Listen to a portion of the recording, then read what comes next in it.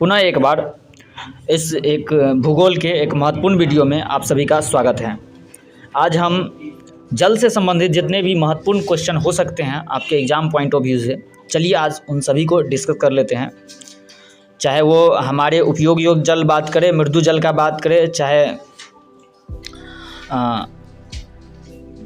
बहुराष्ट्रीय परियोजना का बात करें, चाहे कोई भी जल से संबंधित सभी क्वेश्चन को आज डिस्कस करेंगे। ठीक है, चलिए शुरू करते हैं। सबसे पहला अगर छोटी सी बात करें तो कहेंगे जल ही जीवन है ना। जल के बिना कोई भी जीवित नहीं रह सकता, ये बेसिक बात है। वैसे ये सब महत्वपूर्ण है, इसीलिए थोड़ा थोड़ा इसे देख लेते हैं और बढ़ जाते आगे, है ना। पेड़ पौधा जीव जंतु सभी के लिए जल जरूरी है। पृथ्वी की सतह की 3/4 भाग पर क्या है, जल ढका है ना। जल एक नवीकरणीय संसाधन, यहाँ से भी ऑब्जेक्टिव बन सकता है। हल्का क्वेश्चन कुछ रहता है ना हमारे एग्जाम में, तो उस हल्का क्वेश्चन में ये आ सकता है। पृथ्वी को नीला ग्रह कहते हैं क्योंकि पृथ्वी पर जल बहुत अधिक है ना। ठीक है, अच्छा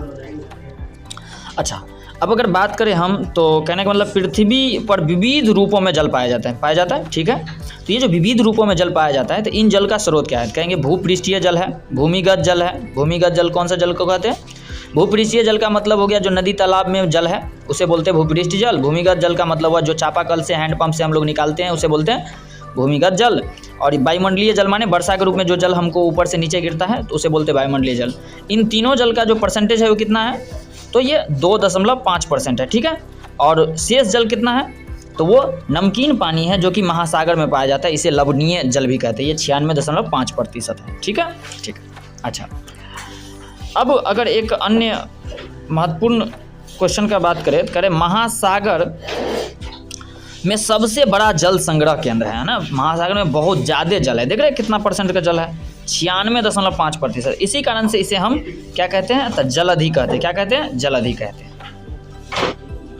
भूपृष्ठीय जल का अगर बात करें तो हम बता ही दिए, जो नदी तालाब में जो जल है, कुआं वगैरह में जो जल है ना, उसे बोलते हैं भूपृष्ठीय जल। ठीक है, बात करें भूपृष्ठीय जल में तो कौन कौन से जल है, तो जैसे वाष्प के रूप में है, भूमि पर जो जल है, नदी तालाब में जल है, ये सब तो हम बात कर ही लिए। भूमिगत जल का मतलब क्या हुआ कि जो हम चापाकल से निकालते हैं, पढ़ लीजिए वही बात है।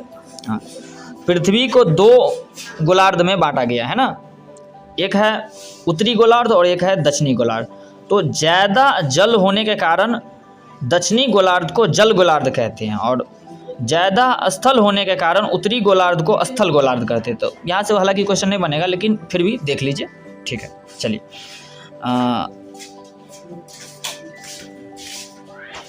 मृदु जल किसे कहते हैं, तो मृदु जल कहते हैं ना हम लोग जिसको पी सकते हैं, जो हमारे लिए महत्वपूर्ण जल है, जिसका हम उपयोग करते हैं, जो हम चापाकल से निकालते हैं, वही जल को मृदु जल कहते हैं। ठीक है, विश्व की 10 सबसे बड़ी नदियों में अगर बात करें तो नदियों में ब्रह्मपुत्र 8वां स्थान रखता है, गंगा अपने भारत का 10वां स्थान रखता है। ठीक है, प्राणियों में 65% जल होता है और पौधों में 65 से 99% तक जल होता है।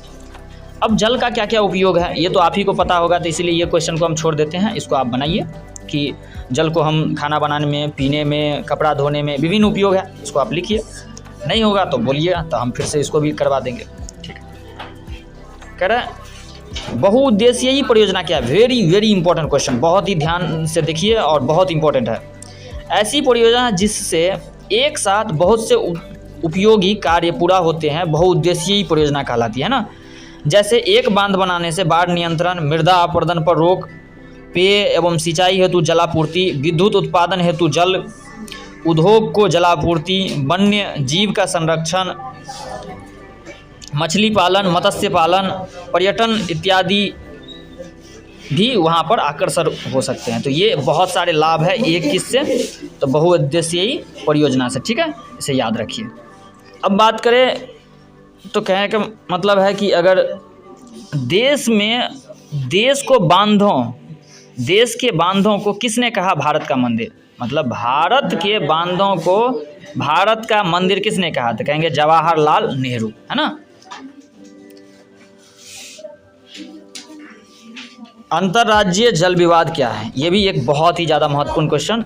ठीक है, नदियाँ बहुत से राज्यों से होकर गुजरती है। ठीक है, पहले पढ़ने वाले राज्य यदि नदी के जल पर बांध बनाकर जल को रोक लेता है तो आगे वाले राज्य को जल नहीं मिलेगा।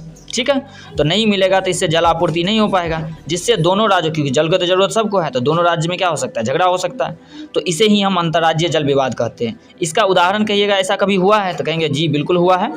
कर्नाटक और तमिलनाडु के बीच कावेरी नदी जल विवाद बहुत ही ज़्यादा प्रसिद्ध है। ठीक है, ठीक। अगर आगे हम बात करें